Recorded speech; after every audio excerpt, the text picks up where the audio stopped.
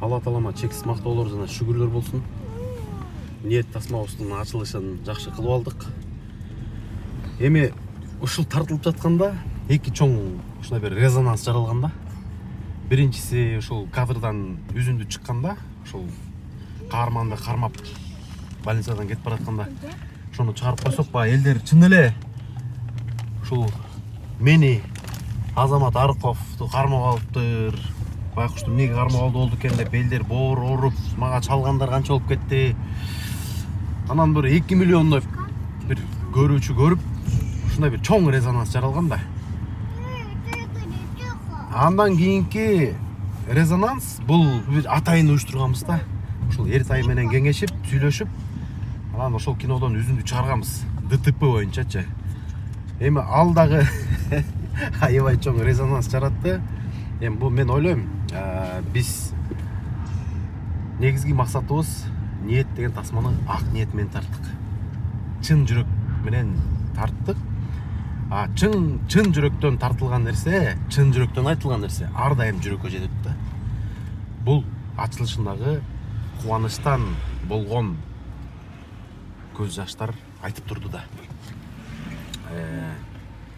Демөөрчүлөр боюнча, эми демөөрчүлөр 5-6 чоң демөөрчү болду биз тасмада. Андан сырткары ошо көптөгөн ошо колдогондор болду.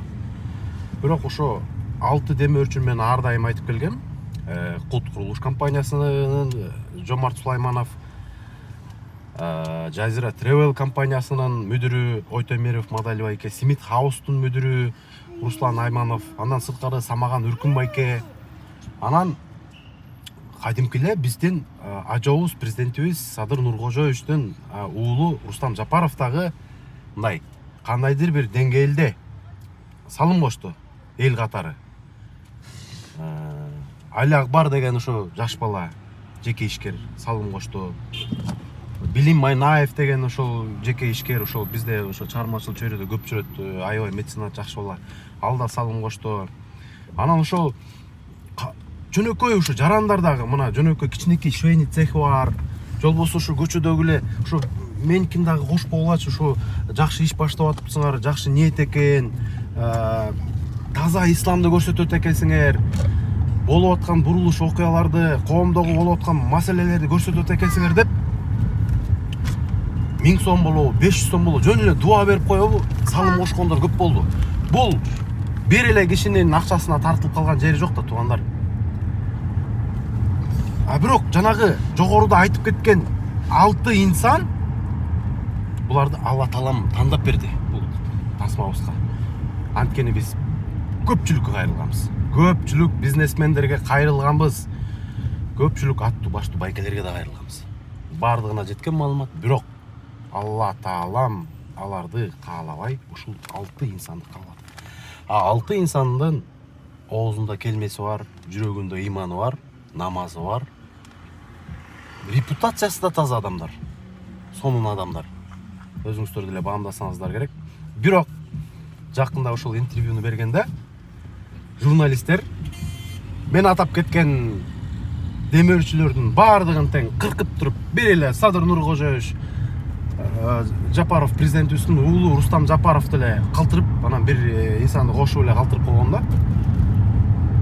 Анан комментарийде карасам, анча-мынчалар жазып атат да, бул тиги президентти колдоп жүргөнү ошондон турбайбы, көрсө мынакей кептин баары ушунда турбайбы деп жазып жатат да.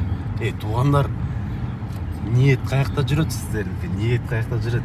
Эмне президенттин баласы болсо эмне, ал эмне адам эмеспи, же кандай? Айтып атам го. Москвадагы жөнөкөй бычмачылар тобу жардам берип атат. Эмне ошол жөнөкөй жарандар жардам берип атканда эмне ханыбыздын, ажообуздун уулу эмне жардам бергенге укугу жокпу? Мен ошого таң калдым кичине. Анан бирок Алла таалам разы болсун, көпчүлүк жакшы пикирде, жакшы ойдо. Бул тасманы сунуштайм туугандар. Ачылышынан өзүм да таң калдым, мынчалыкты өзүм да күткөн эмесмин. Кубанычтын көз жашын таткыңар келсе, ошону сезгиңер келсе, келиңиздер туугандар. Урматтуу жетекчилер, кол алдыңыздарда иштеген бардык ошол бир туугандарды жумушчуларды белек кылып алып келгиле кинотеатрга. Өзүңөр эле үзүрүн көрөсүңөр, өзүңөр эле пайдасын көрөсүңөр. Себеп дегенде бул тасма жөнөкөй тасма эмес. Коллективдер менен кел. Урматтуу мугалимдер, окуучуларыңарды алып келгиле. Студенттер коллектив менен келгиле. Туугандар, урматтуу кыргызстандыктар, үй бүлө менен келип көрө турган тасма деп мен сунуштайм. Чын жүрөктөн чыкты. Жүрөктөн чыккан нерсе ар дайым жүрөккө жетет. Азыр Кудайга шүгүр, эми комедия басымдуулук кылгандыктан комедия эмес турбайбы деп башында кинотеатрлар аз сеанс берип, кичинекей залдарга коюп ушундай кылып атты эле. Эми күнүмдүк күн сайын өткөн сайын мына бүгүн да сеанстар көбөйдү, алато чоң залды берди, экранды берди. Келиңиздер. Коллектив менен келиңиздер, достор менен келиңиздер. Ата бала, үй бүлө, чоң ата, чоң апа болуп, небере болуп келиңиздер. Бул эч тартынбай, уялбай турган тасма. Бул тасмадан сезимдердин бардык түрүн алып чыксаң, кубаныч бар, кайгы бар, капалык бар, коркуу. Анан эң негизгиси ушул.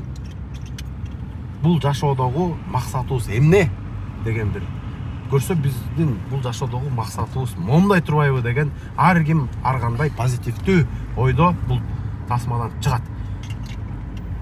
Бардыгынын элегинен өттү. Мынакей 600 киши чакырдым эле, жабык түрүнө көрсөтүүгө 700дөн ашык киши келип алды. Мен аларды каяка кетирем? Айттым, туугандар, батпай калгандар үчүн кайра дагы жабык түрдө көрсөтүү кылам, кечирип коюңуздар десем, эч ким кетпей койду туугандар.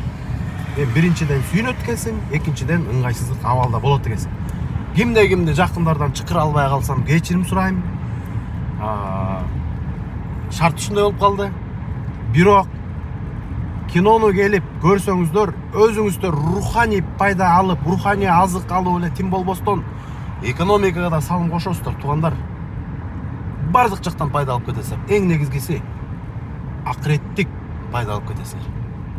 Алланын ыраазычылыгын таап кетесиздер. Анын сыры эмнеде экенин кинодон көрүңүздөр. Бишкектин бардык кинотеатрларынан сураңыздар.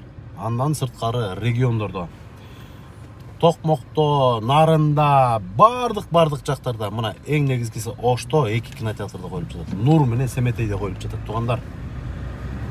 Андан сырткары Кудай буйрса жакында Москвага да чыгабыз. Ошондуктан биздин сүйүктүү мекендештерибиз даяр болуп тургула. Иншалла Москвадан дагы ниет тасмасын көрөсүздөр.